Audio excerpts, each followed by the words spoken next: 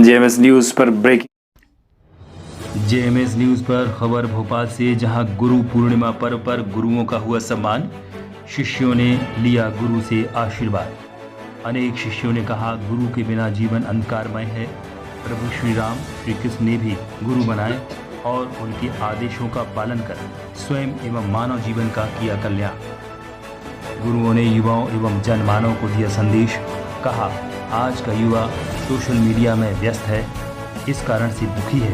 यदि ईश्वर कृपा चाहिए, जीवन में आनंद चाहिए, तो गुरु की शरण में रहें, कल्याण होना निश्चित है। गुरु के बिना ज्ञान संभव नहीं है।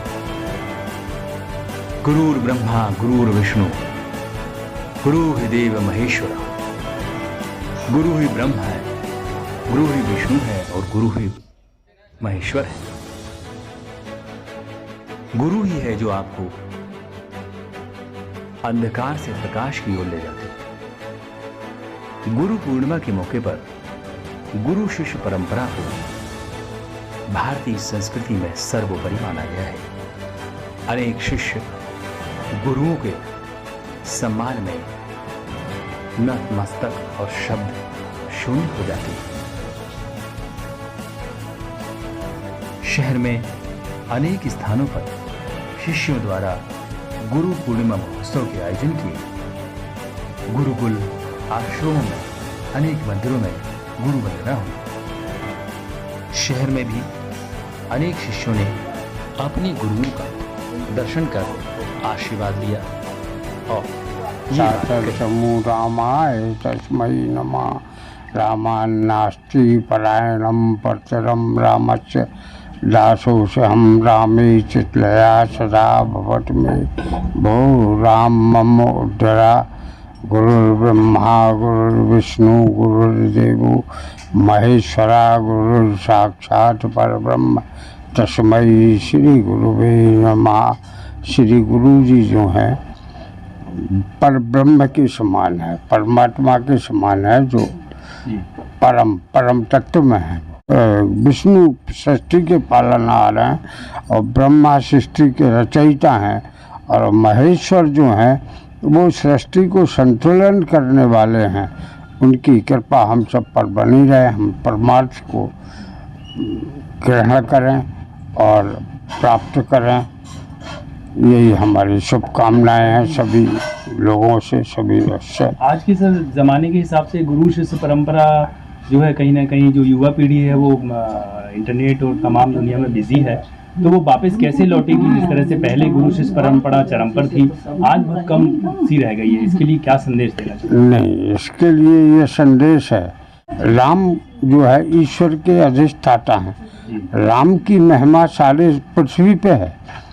आप भारत के घर घर में देख लीजिए, रामायण देखी जाएगी, और वेदों का ज्ञान लोगों को नहीं है।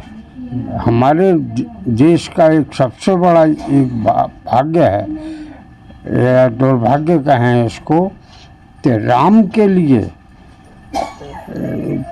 अपना जितना समर्पण उनको देना चाहिए, राम में वो समर्पण नहीं दे पाते हैं, वो देना चाहिए। क्योंकि जन्म से लेकर मृत्यु तक केवल राम है, जहाँ जाओ वहाँ राम है। भगवान शिव अर्थी के साथ चले गए थे, क्योंकि सब लोग राम नाम सत्य है करते हुए जा रहे थे। तो उन्होंने सोचा, जितने राम के भजने वाले हैं, तो मैं क्यों ना इस राम को जो है प्राप्त करूं और इन लोगों के साथ चलूं। और वो वहाँ तक चले गए। वहाँ जाके लोग अपने भ्रम में, जो लौकिक भ्रम है, उसमें फंस गए। वो लौकिक भ्रम क्या था? उन्होंने जैसे ही अर्थी रखी, उन्होंने कहा, हम इतनी देर से आए हैं, इतने जल्दी आए हैं, और हम ये काम छोड़ के आए हैं। वो उस राम नाम को भूल गए, और जिस अर्थी का उन्हें वो करना था संस्कार, वो संस्कार में लग गए। वो संस्कार करने के बाद जब उन्होंने देखा कि ये सब लोग चले गए, ये बड़ा भक्त था राम का, तो उन्होंने स्वयं जो है भस्मी को लेपन कर लिया, है ना। और वो भस्मी जो है उनका श्रृंगार बन गई। तो इसी तरह राम का एक श्रृंगार अपन धारण करें। हम भस्मी की बात नहीं कह रहे, हम मरने की बात नहीं कह रहे, हम परमात्मा के शरण में जाने की बात कर रहे हैं। तो परमात्मा की शरण जो है वो राम में है। गुरु पूर्णिमा महोत्सव पर मुख्यमंत्री निवास के पास स्थित दादा धूनी वाले आश्रम में भी गुरु शिष्य परंपरा का महोत्सव गुरु पूर्णिमा पर मनाया गया। दादा धूनी वाले की गिनती महान संतों में की जाती है। दादाजी धूनी वाले का अपने भक्तों के बीच वही स्थान है जैसे शिरडी के साईं बाबा का उनका समाधि स्थल खंडवा शहर में है। दादाजी धूनी वाले एक बड़े संत थे और लगातार घूमते रहते थे।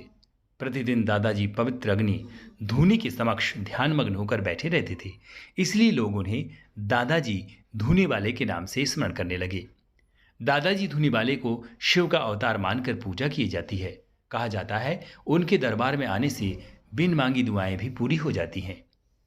दादाजी का जीवन वृत्तांत प्रमाणक रूप से उपलब्ध नहीं है, परंतु उनकी महिमा का गुणगान करने वाले कई कथाएं प्रचलित हैं।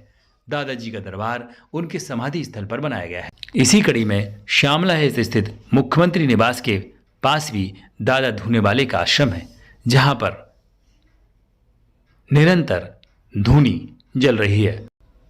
गुरु पूर्णिमा पर इनसे भी अनेक शिष्यों ने दादा धूनी वाले दरबार में दीक्षा ली। गुरु पूर्णिमा के अवसर पर साधक संत दादा भाई ने भक्तों से गुरु पूर्णिमा पर ये बात कही।